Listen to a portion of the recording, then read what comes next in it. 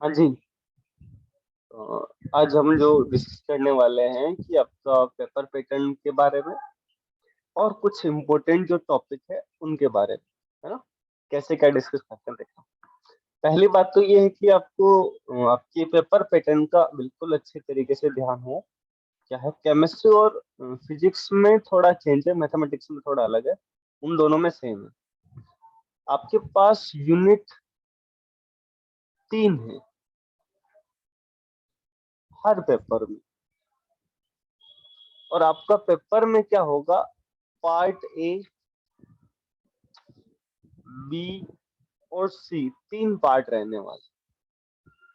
Part A में आपके पास कुछ छोटे क्वेश्चंस रहने वाले हैं, 10 क्वेश्चन। पार्ट बी में 5 क्वेश्चन, पार्ट सी में आपके पास 6 टोटल क्वेश्चन। 6 कैसे, उस पर डिस्कस करते हैं, पहले इन पर कर लो। पार्ट ए में जो 10 क्वेश्चन होने वाले हैं, उन 10 क्वेश्चंस में से आपको क्या करना होगा, सिर्फ ये बीएससी वालों के लिए है ना, बीएड वालों के लिए तो थोड़ा अलग है। पार्ट ए में जो 10 क्वेश्चन है उसमें से 5 करने हैं। पार्ट बी में आपके पास जो 5 क्वेश्चन आते हैं उसमें से आपको ओनली 3 करने होंगे। इसमें आपके पास हर एक क्वेश्चन 5 नंबर का, तो 15 नंबर यहाँ से, और एक क्वेश्चन 1 नंबर का, तो 5 नंबर यहाँ से। तो ये दोनों पार्ट की क्वेश्चन मिलके आपके टोटल 20 मार्क्स होने वाले, है ना। अब पार्ट सी, उसके ऊपर डिस्कस करें तो आपके पास क्या होता है कि इस हर एक यूनिट में से आपके पास 2 क्वेश्चंस होते हैं। पहले एक, और फिर उसके अथवा में या और में दूसरा एक, है ना। ये पहले 15 नंबर का आता था, ये भी 15 नंबर का। तो ऐसे हर एक यूनिट से 2-2 क्वेश्चन, तो 3 यूनिट से आपके पास टोटल 6 क्वेश्चन होते हैं। इन 6 में से आपके पास एनी 2, कोई से भी 2 करने हैं। सर हम इसका एक इस यूनिट का एक क्वेश्चन ये करें और दूसरा ये कर लें, काम हो जाएगा, है ना। कोई नहीं है कि एक क्वेश्चन इस यूनिट से करना है, एक क्वेश्चन किसी दूसरी यूनिट से। आप चाहो तो दोनों ही क्वेश्चन एक ही यूनिट के, ये और इसके अथवा वाले, दोनों ही कर सकते हैं। अब मार्किंग कैसे रहेगी उन 2 क्वेश्चन की, तो इसमें जो आपके पास 6 में से कोई 2 करने हैं, 2 क्वेश्चन करना, हर एक 9 नंबर का, तो टोटल 18। ठीक है, तो टोटल मार्किंग कितनी हो जाएगी, तो आपके पास हो जाएगा 38 मार्क्स मैथमेटिक्स का, है ना, ओनली मैथ्स का। बाकी की चीजें फिजिक्स केमिस्ट्री में अलग सिस्टम। वहां सिर्फ ये थोड़ा चेंज है, वहां 5 की जगह शायद 2 ही है, और नंबर का डिस्ट्रीब्यूशन थोड़ा अलग हो सकता है, और कुछ नहीं। अब रही बात कि सर हम फर्स्ट ईयर में बीएससी वाले हम कैसे क्या करें कि हमारा काम हो जाए, तो इन सबको एनालिसिस करने पर पता चलता है कि आपको ना, ये जो 5 क्वेश्चन है उसमें से 3 क्वेश्चन तो एक यूनिट से आने ही आने।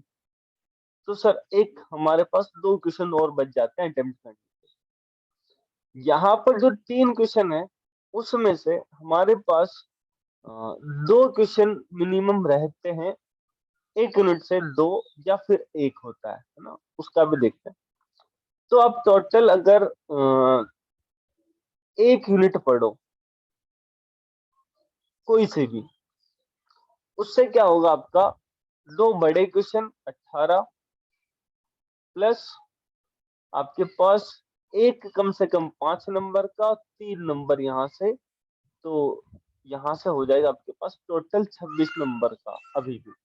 अब जो बाकी जो बचे हैं उनको कैसे करें, तो फिर क्या होता है कि आप ये जो ना, एक तो 2 क्वेश्चन यहाँ से बच रहे हैं, और हाँ, ये जो मैंने एक क्वेश्चन लिखा ना यहाँ पे, ये कोई जरूरी नहीं है कि एक हो।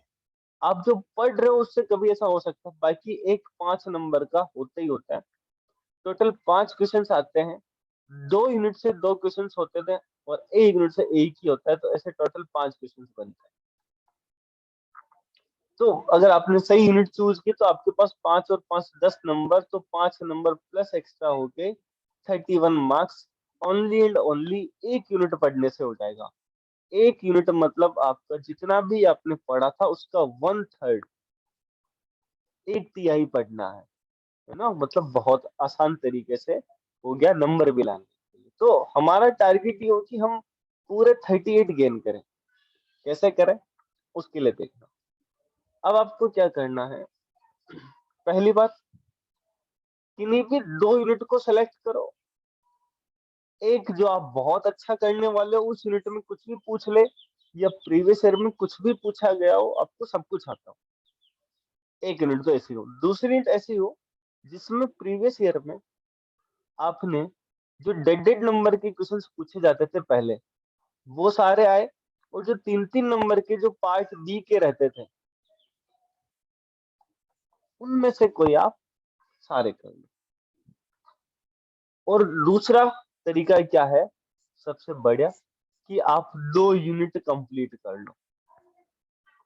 1 और 2, कोई से भी 2, एनी 2 यूनिट है ना, आप अच्छे से करो तो आपका पूरा 38, कहीं कोई मिसिंग होने की दिक्कत नहीं है।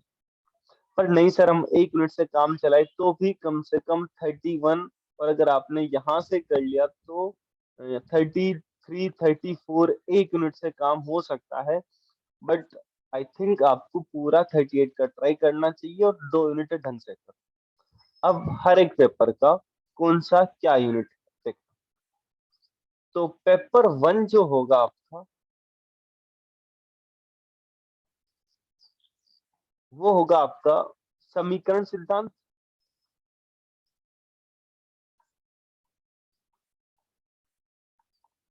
थ्योरी ऑफ इक्वेशन,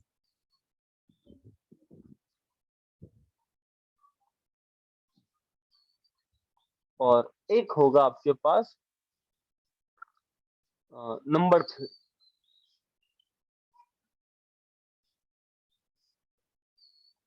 तो समीकरण सिद्धांत में आप एक तो चैप्टर नंबर 4th 5th बिल्कुल अच्छे से करें, और फिर एक नंबर चैप्टर नंबर 7th और 8th,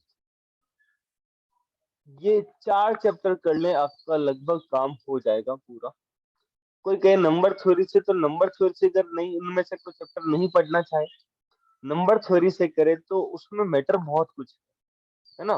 फिर भी करना चाहे तो डाइफेंटाइन इक्वेशन जो था ना,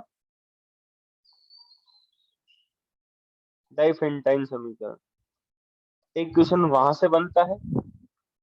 एक जो चैप्टर 3 है, वहां पर हमने कुछ प्रूफ किए थे, वहां से बनता है। तो अब हो सके तो इससे आपका पूरा काम हो जाएगा। नंबर थ्योरी को बहुत कुछ पढ़ना पड़ेगा। पेपर सेकंड जो है आपके पास, वो रहेगा आपके पास कैलकुलस वाला, डिफरेंशियल कैलकुलस और इंटीग्रल कैलकुलस।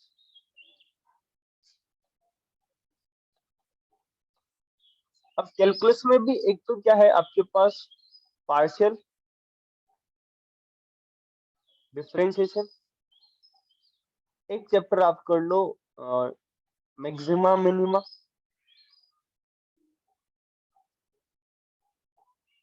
और एक जो है जैकोबियन।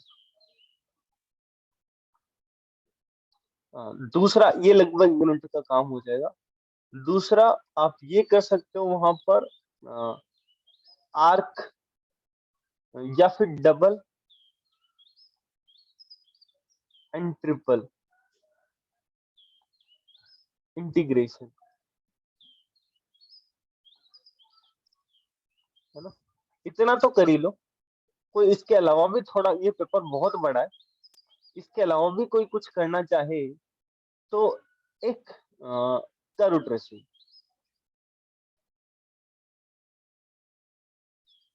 कर्व ट्रेसिंग और एसिम्पटोट्स, है ना। आंशिक अवकलन, उच्चतम निम्नतम वाला, डबल और ट्रिपल इंटीग्रल, वक्र अनुरेखण और अनंत स्पर्शियां। जो पेपर, इतना तो कर ही लो, है ना। उसके अलावा भी आप करना चाहो, आप देख लो कि आपके क्वेश्चंस बन रहे नहीं बन रहे, इनसे बन जाएंगे वैसे तो, पर फिर भी सजेशन यही है कि एक बार ढंग से खुद भी एनालिसिस करें, आपको आराम से पता चल जाए। तो थर्ड पेपर है आपके पास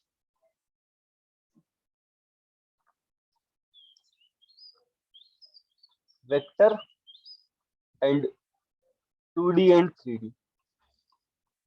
तो आप कोई चाहो तो वेक्टर कंप्लीट करो, या फिर आप एक काम करो, कोऑर्डिनेट कंप्लीट करो 2 यूनिट के लिए, है ना, वेक्टर और फिर कोऑर्डिनेट के कुछ चैप्टर, या फिर कोऑर्डिनेट पूरा करो और वेक्टर कुछ कर लो।